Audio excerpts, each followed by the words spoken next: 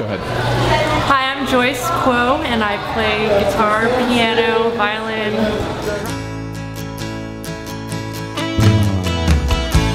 Years ago, I was playing with this Japanese tour band that was on tour, and when I was at the DNA Lounge, and I was walking up to the venue, and as I was walking up, I could hear this gorgeous shredding guitar. Like, the tone was just crisp and mean, and I was just like, oh, that's awesome. I walked in, and I immediately was like, who's this dude who's shredding? I gotta like meet this guy, and I look around, and I'm like, I don't see this guy. Where is he? He's standing behind the stage. Then I realized it's this tiny little Japanese girl. She was playing a Les Paul. She had a Marshall mustache. She was just getting in there like playing like a you know, what I would think of as stereotypically male-sounding guitar. But I was like, wow, she's awesome. I have to admit, I feel pretty too. I heard this ballsy sounding guitar playing. I just assumed it was something with balls. You don't expect it, but at the same time, it's kind of cool because then you can be like, well, let me show you what I'm capable of. Hi, my name is Tracy Cruz, and I do vocals, and I am a solo artist. This is now I must remember. I started loving music at the age of 2 from my grandfather. He used to always play R&B soul music along with original Filipino music. And so that's where I got my first taste. And I just kind of saturated my life with music, whether it was enrolling in piano lessons or singing lessons and just joining choirs and bands in school throughout middle school. My family was my foundation because they gave me an open door, you know, through music. They continue to support me, and I'm just very thankful and I'm grateful for that. Hey, my name is Jackie Gage. I'm a singer with the name Jackie Gage. I sing with the Jurassic, and I also produce shows as part of Fataz. And so every day when I'm thinking about the sets that we put together for the band's or I'm thinking about what I'm writing about for future material, I'm always stressed about if I'm relevant, and I forget that I'm writing music for myself, and I'm focusing on other people I'm writing music for, which shouldn't be the point. I lose my own musicianship based on how I fear others will perceive the music that I want to give. And so that's a really big problem in my life, because there's this back and forth that keeps happening. I'm not always sure where I am, but I always want to think about where everyone else is and if they can resonate with what I want to give them, or if I should even give it to them at all, or if it's something that I should be thinking about giving to someone. You know what I'm going on. And who do you think you are? One of my biggest struggle as being a woman in the music industry is being a mother. Balancing motherhood and a music career is very, very hard. An example is, you know, when you're about to go prepare for a show on the day of, I have to take care of my kids and make sure they're you know, bathed, fed well, do a lot of errands, and grocery shopping and so forth. And in addition to that, being an independent artist, I book my own shows. I do everything from booking to promotions to everything on the list, and on the day of the shows, I'm already tired because I have to fulfill all of those motherly duties, and by the time I step on stage, I am completely emotionally, mentally, and physically drained.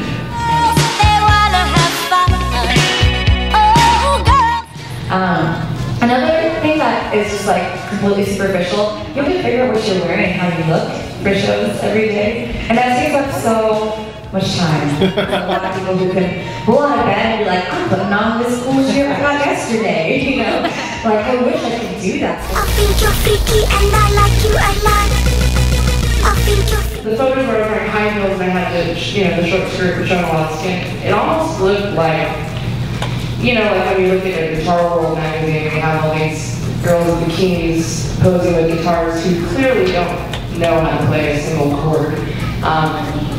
versus the ones where I'm more fully dressed and it's like, oh, now you look like you don't know what you're doing. It's weird how that image is completely, it looks like two different, you know, people. One in high heels doesn't know what she's doing, and the other with pants and boots that looks like a real truck.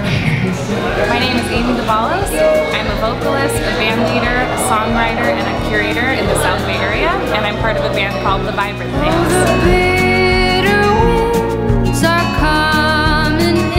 We have to be everything. You know, there's this concept of like, I have to be a really amazing business person, I have to be firm in my business dealings, and I have to be an amazing marketer of myself, and I have to make really great posters using graphic design software, and I have to show up at the gig looking flawless, and I have to learn all my music and write amazing songs. And there's all this, I think, undue pressure to be perfect, right? Pressure I put on myself, and then external pressure that I, you know, where I see the standard that I need to rise to. The fact that I have to ask permission to play from men most of the time. Like I'm, you know, doing negotiation and emailing and reaching out to venues and stuff, and a lot of my dealings are with men, and sometimes I'm well received just based on my professionalism and my my desire to really like work and create something and promote and work hard. And then sometimes I'm not well received because I'm a little persistent. I call myself a squeaky wheel sometimes, because I'm like, yeah, I emailed you and I just haven't heard back. You know, I like try my best to keep that communication going, and sometimes it's well received and sometimes it's not. But I think sometimes being a squeaky wheel is like, in dealing with men, at least as a female musician and band leader, is like being a B word of some way, you know, like, she emailed me like 5 times, like, just lay off, I want you to play, you know? So it's kind of an exercise in release and letting go of the need to be everywhere and play everywhere, and the places where I do play, I feel very well respected and very well supported by the venues that I work with, and that's a big blessing. My name is Gretchen Men, and I play guitar. I play in both Zepparella and my own project, which is called Gretchen Men. I've had a ton of opportunities because of my gender, and it's a mixed blessing. You know, like I was sort of saying, is what ends up happening is you get, anybody who gets attention immediately gets scrutinized. And people, you know, anytime you are talking about magazines like Guitar Player and Guitar World, yeah, they will feature literally like Playboy models holding guitars because the readers are guys. It's a simple marketing thing, and you know that's just the way the world works. You know, you guys don't want to see a bunch of oiled up Chippendales, you know, holding guitars. And you want to see women. Well, I don't know, maybe you do, whatever, it's all fine. Like, it's all good. But I think anytime you look at a strange question, just follow the money trail, you know, because usually that'll give you a lot of answers. But yeah, I was featured before I ever did any solo material in a GHS ad, actually by Max, the guy who just did the photo shoot with Joyce, and it wasn't because, yes, it was because I was a guitar player. I wouldn't have been featured if I wasn't a guitar player, but also it was because I was a woman. So it was a great opportunity, and it's a little mixed feeling, because you can be very well aware when you're getting handed something when you're like, you know what, I know why this is. On the other hand, it can be self-defeating to be like, I'm not going to be in your ads just because that's my gender. The way I see it is it's an opportunity to strive to be worthy. So if you're getting put in an ad, it's like, okay, you know what, I'm going to release a record and I'm going to make the best record I possibly can. It's been a little bit of both, like challenges and then also amazing friendships that I've built with my male counterparts.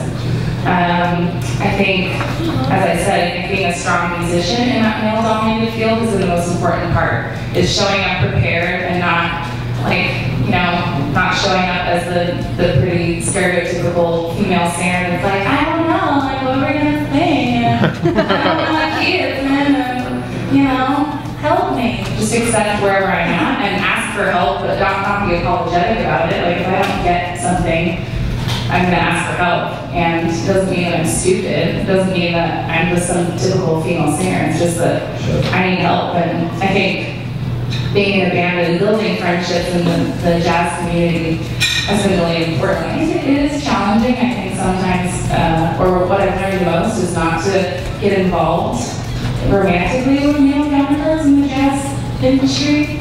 Not sure if that's sort of like taboo.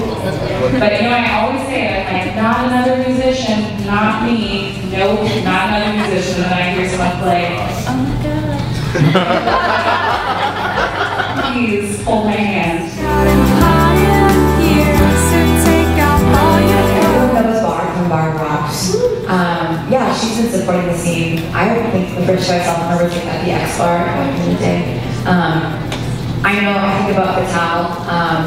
We have a collective, a part of it's called Fame Fatal, where all we do is talk about how we can improve ourselves in the scene. And we have a little mix of artists who are both performers, presenters, we have people who do video work, we have people who do design work, we have people who do promotion, people who can help out at shows.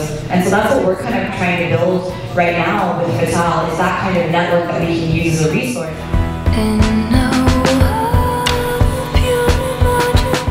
I've had instances where I specifically didn't get a gig because of my gender. I auditioned for one band where, I was new to auditioning for bands and I was completely over-prepared. I learned the entire album, and I actually learned it better than the band did. It had this one thing in an odd meter, and they weren't quite hitting it, and I was kind of like, I think it goes like this.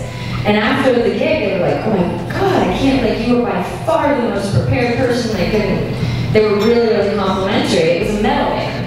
And I didn't get, no, nobody said it was because you're a girl, but I looked at it realistically. I'm like, if they told me I was the best person by a long shot the day I auditioned, and they're playing really heavy, hard music, and I'm this pale little chick, maybe it's not giving that, the muscly tattoo dude kind of thing that they're going for. So it's definitely mixed.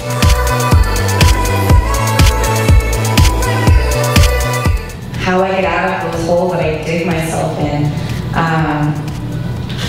have to think about myself at the end of the day. Am I happy? Is this fulfilling me?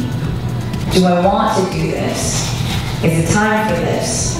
That's what I have to think about at the end of the day. Not about pleasing people that I think need to be pleased, but just myself.